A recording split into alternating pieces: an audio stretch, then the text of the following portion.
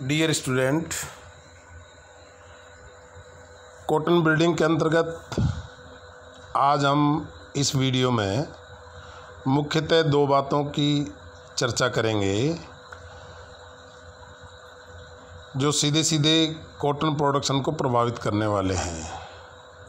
Number 1, constraints for cotton production and number 2, suggestions to increase the cotton productivity. तो पहले हम constraints की बात करेंगे। वो कौन से कंस्ट्रेंट्स हैं, कौन सी बाधाएं हैं, कौन सी परेशानियां हैं जिनके वजह से कॉटन के प्रोडक्शन में बढ़ाने में और कॉटन ब्रीडिंग में दिक्कत आती है। तो these constraints are as number 1, क्योंकि जब हम बात करते हैं एरिया सबसे ज़्यादा वर्ल्ड की बात करें तो इंडिया में है कॉटन का। उसके बावजूद भी हमारी प्रोडक्टिविटी काफ़ी देशों से नीचे है। दैट्स वाई टोटल प्रोडक्शन में भी हम चाइना से पीछे हैं। तो कॉटन, इनके क्या कंस्ट्रेंट्स हैं, क्या इनके बाधाएं हैं, कौन सी ऐसी परेशानियां, दिक्कतें हैं? तो उनमें है नंबर 1, भारत में कॉटन जो है वो ऑलमोस्ट यानी करीब करीब 70% cotton in India is sown under rainfed conditions with erratic and scanty rains. तो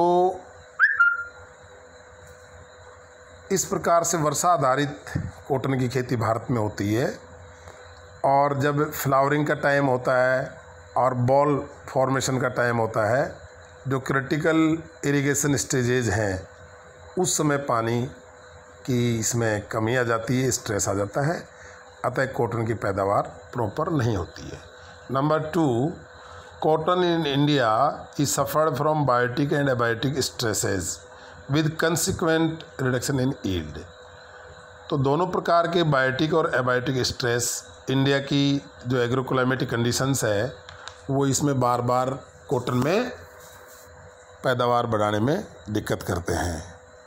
number 3, pest and disease problems are aggravating and real resistance to lepidoptera pest is still unrealised और it is a big problem.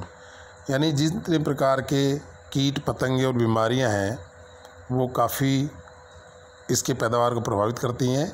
विशेष रूप से lepidoptera वर्ग के जो कीड़े हैं उनका अभी भी हमारे सामने एक चुनौती बना हुआ है।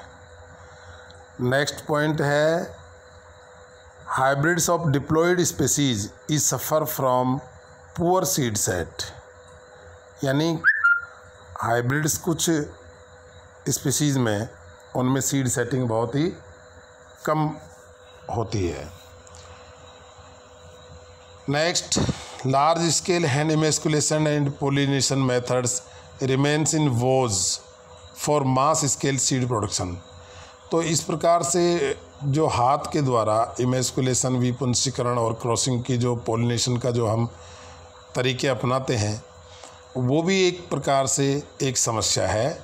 यानी वो सीमित मात्रा में ही इस चीज़ को कर सकते हैं और टेक्निकल नो हाउ की इसमें ज़रूरत है। Number 6, grow out test for genetic purity in conventional hybrids is laborious, time consuming and costly also. Number 7, vegetative growth is more than reproductive growth. क्योंकि इंडियन कंडीशंस में बारिश शुरू में हो जाती है तो वेजिटेटिव ग्रोथ काफ़ी चलती रहती है, और जैसे ही रिप्रोडक्टिव फेज़ में हमारी क्रॉप जाती है तो मानसून यहाँ से विदा हो जाता है, जल्दी चला जाता है, जिसके कारण से रिप्रोडक्शन ग्रोथ में कमी रहती है। नंबर 8, लेबर एक्सपेंडिचर और लेबर क्राइसिस। यानी इस पर मज़दूरों का खर्चा बहुत ज़्यादा है और कई बार समय पर, विशेष रूप से जब कॉटन की चुनाई होती है खेतों में, उस समय लेबर की क्राइसिस भी होता है, लेबर मिल भी नहीं पाता है। तो ये खड़ी फसल में काफ़ी उसमें दिक्कत आती है फिर, यानी ख़राब होती है फसल, और उस टाइम अनटाइमली बारिश हो जाती है लेट मानसून में, तो वो हमारी कॉटन की क्वालिटी को डिटेरियोरेट करता है। तो ये सारे कारण हैं जिनके वजह से इंडिया की जो कॉटन प्रोडक्शन है उसमें बाधाएं उत्पन्न होती हैं। अब हम क्या कर सकते हैं, यानी suggestions to increase the productivity.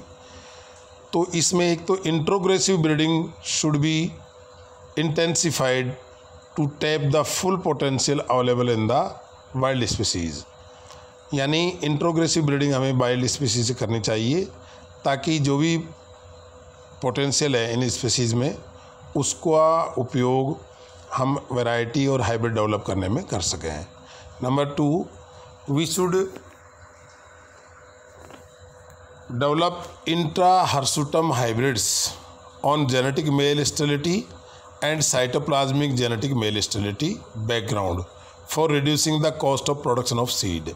जैसा हमने कंस्टेंट्स में चर्चा करी कि hand emasculation and pollination is very laborious, very time consuming, very costly, very technical, तो हमें इसमें मेल स्ट्राइल लाइन का आइडेंटिफिकेशन करना चाहिए ताकि हमें सीड प्रोडक्ट जो है प्रोडक्शन ऑफ सीड है उसकी कॉस्ट को कम किया जा सके। इसी प्रकार 3rd point, to develop intra arboreum hybrids with spinnable fibre properties on genetic male sterility background. यानी पहले वाले पॉइंट के आधार पे ही इंट्रा आर्बोरियम हाइब्रिड्स भी के ऊपर भी काम करना चाहिए। Point 4, identification of races and biotypes in different pathogens and their utilisation in resistant breeding programme. जैसा हमने कंस्टेंट्स में बात की, biotic and abiotic stress, insect, pest और डिजीजेज, इनका कंट्रोल, तो इनको करने के लिए, इनका कंट्रोल करने के लिए, रेजिस्टेंट वैरायटी डेवलप करने के लिए identification of races and biotype should be there. Point number 5, to develop naked seed American cotton varieties with high oil percentage.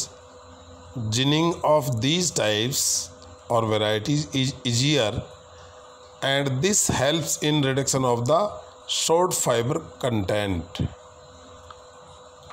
It also reduces one of the